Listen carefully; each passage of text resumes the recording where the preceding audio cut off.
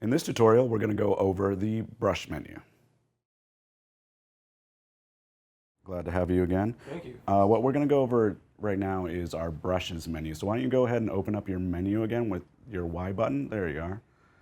And here we are in our brushes menu. And I want to draw your attention first to the upper row, and that's the button that you have right above paint there. And if you can actually point at with your other hand there, then we can use that as a cursor for us. You can see that your brushes is already engaged, and we've started with that. And that is the button that enables you to start drawing.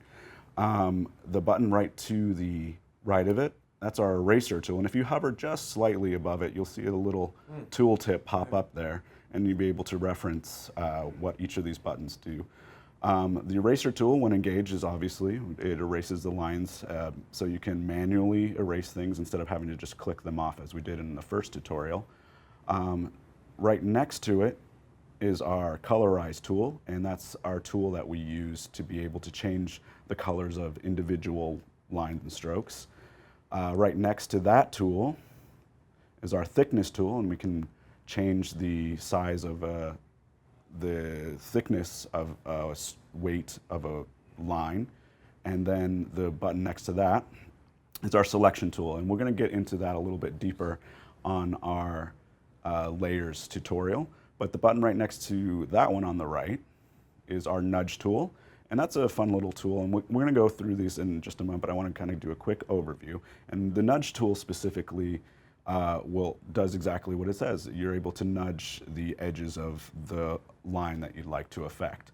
And the last tool, one of my favorite tools on here, is our straight line tool. It lets you draw straight lines, which are very important in illustration. Right below that is pretty self-explanatory, but it is our tool opacity. So it's may not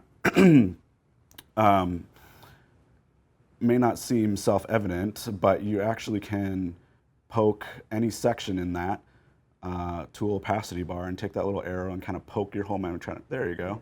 And it'll set exactly how the opacity of the line that you've drawn. So if you pick a particular color, you can set how transparent that line is. And then right below that is our brushes palette, and these actually affect excuse me, each of the actual line strokes themselves. So why don't we go ahead and hit that first one for me.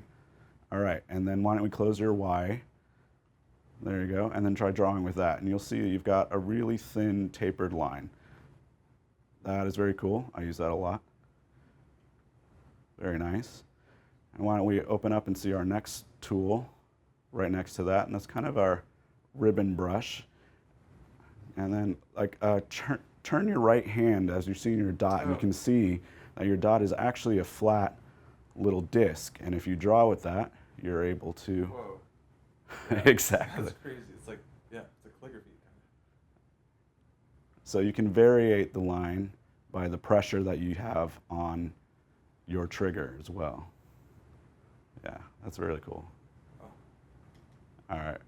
Why don't we open up and see another button there right next to it. It's our sphere brush. There we go. Poke that, and you can see you get a kind of a round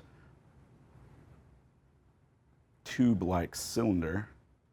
There you go. Little snakes. Very nice. And on we go down the line here, and we'll see we have a flat brush and give you a little bit more of a rounded edge. Not quite as flat as our first one, but it has a little bit more of a ribbon to it. There you go. Has a little bit of a bump on the edge. It's a little tapered edge on. Very nice. Okay, and last but not least is our cube brush. Go ahead and select that for me, and you're able to draw with a cube. Whoa. Very cool.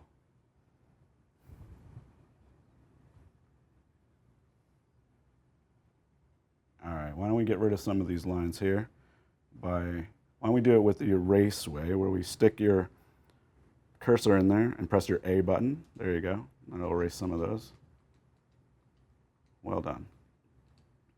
All right, let's go back to our brushes menu. And one of my favorite options is the options palette there. The very first one, if you enable that, why don't we actually change the brush above it? We'll do the flat one right there, the ribbon brush. There you go, to the right there. There you go. Ribbon. There you go. And then let's turn on the button in the left on the options. Turn that one on, and then turn the middle one off. All right, and let's close our menu and see what this does.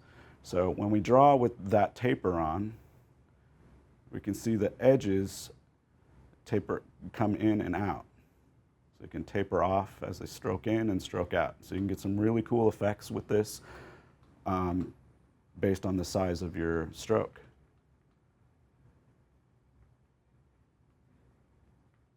Very cool. So why don't we open that up again, and let's keep that taper one on, but let's hit the middle one on as well. Oh. There you go. And so we're still tapering, but now we're actually tapering the actual tip of the brush. And we get, let's make one long line for me. You'll see, you can actually get a nice tapered edge there versus a capped edge. There you go, a little point to it. Very nice. Well done. All right, so the last button in the options is my favorite one.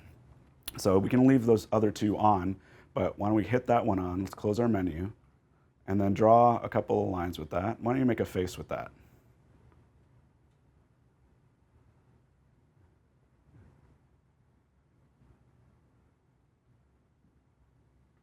Very cool. All right, so it doesn't look immediately like that brush really has done anything differently, but what I'd like you to do is, you still remember how to move around, right? Your lower triggers. Why don't you go to the opposite side of where that face is? Just turn them around. Oh, well, disappeared. So that's our unidirectional brush or positional brush, so that you're able to draw from a one-point perspective there. And so you'll be able to do a lot of really cool effects with it, and even have the ability to do some storytelling, because you're able to draw certain scenes from one vantage point and draw other scenes from a different vantage point, and can only be seen from that position. Very cool. He's a ghost. Oh, really cool. Very nice. So open up that last menu here. There we go. And I just want to quickly point out, on the very bottom it says a document. We're going to get a little bit deeper into this in a future tutorial, but the very first button there looks like a little grid there. If you want to poke that one for me. Mm-hmm. All right, if you close that, you can see that gives you, let's look around where you're at.